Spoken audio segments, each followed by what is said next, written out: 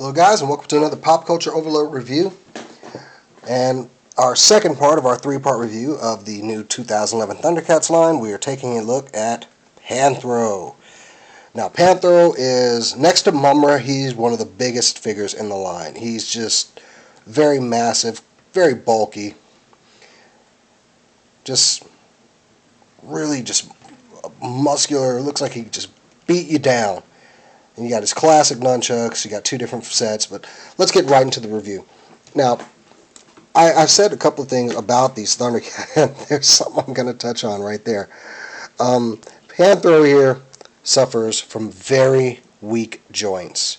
The ankle joints at the bottom were so loose he would just topple over at just a gust of wind. I tightened them up with a little bit of clear nail polish, but the knees, they're still pretty, well, they're not too bad.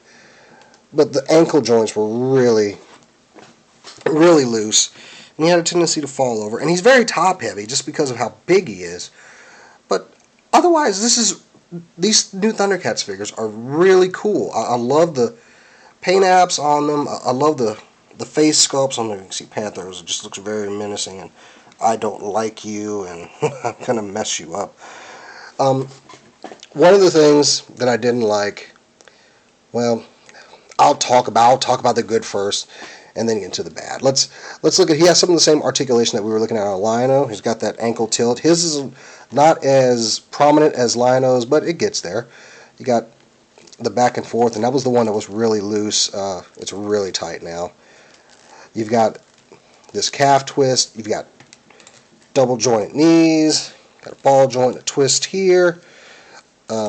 He has the waist articulation, and he also has that torso. You got double jointed arms. You've got swivels at the wrist.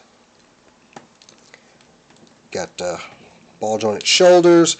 Lion-O had a double joint at the neck, but Panthro here only has side to side motion, and he's got a slight. It's not even really worth mentioning. Just this kind of very slight up and down, but he's still a great figure. One of the things that I did have a problem with, these nunchucks, they came in a totally, the gray plastic you see here was all over the figure.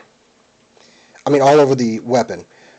And I just took a little bit of Sharpie there, just to kind of give it a little bit of character. I'll probably go back with some paint a little bit later, but I just had to give it some color. It really needed some paint apps on the weapon itself, but it's okay. Just take a little Sharpie, a little bit of time, and there we go. For the weak leg joints that he had, he actually has very tight arm joints, and he can get into a lot of poses. He can hold the nunchucks with two hands and drape them over his shoulder so I can get it in there.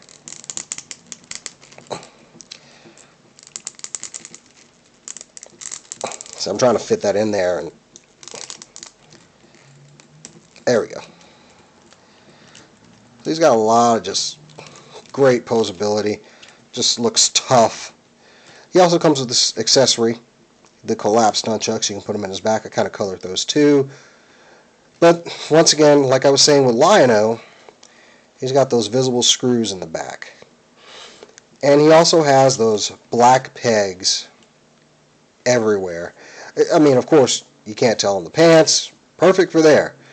But then you got it in the wrist. And Panthro, he's a darker color, so it doesn't quite show up as much, and that's not too bad. But I love his articulation. I love how you can get him in all kinds of just crazy poses with these nunchucks.